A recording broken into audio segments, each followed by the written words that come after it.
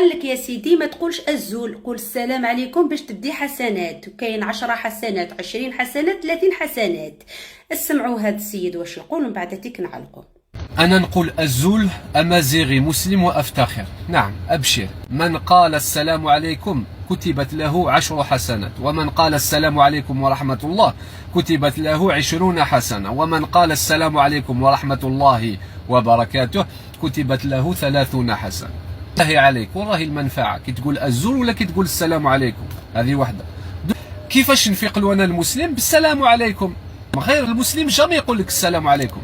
أبشر، دونك قول السلام عليكم أيها الأمازيغي المسلم وأبشر بالخير، خلينا نتعصب.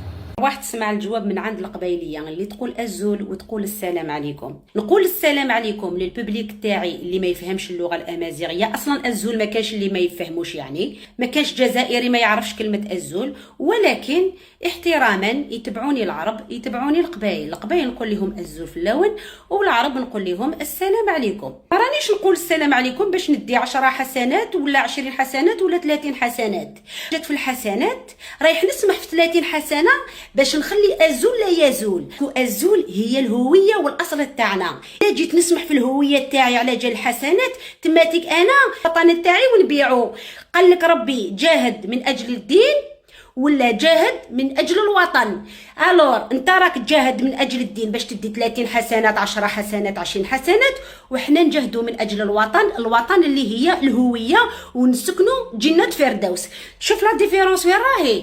الور ما تخلطوش الامور. معناتها نتوما جيتونا بكل الطرق، سميتونا عنصريين نهضروا باللغه تاعنا، سميتونا جهويين كي نهضروا باللغه تاعنا، كي ما صدقتش ليكم ما سمحناش في اللغه تاعنا، دوكا دخلتوها لنا بالدين. مسلم قول السلام عليكم باش يعقلوك باللي انت مسلم. شو قال لك باللي احنا نوروا لكم انتوما باللي احنا مسلمين. احنا الاسلام تاعنا بيننا وبين مولانا، ربي هو اللي يشوف الاعمال تاعنا، والاسلام هو الاخلاق والمعامله، وليس السلام عليكم هو اللي يبينني اسكو انا مسلمه ولا ماشي مسلمه. ما تخلطوش الامور، والزول ولا النزول اللعب في كلش، غير الزول ما تخلطش فيها، باسكو كي تخلط في الزول راك خلطت في الهويه الوطنيه.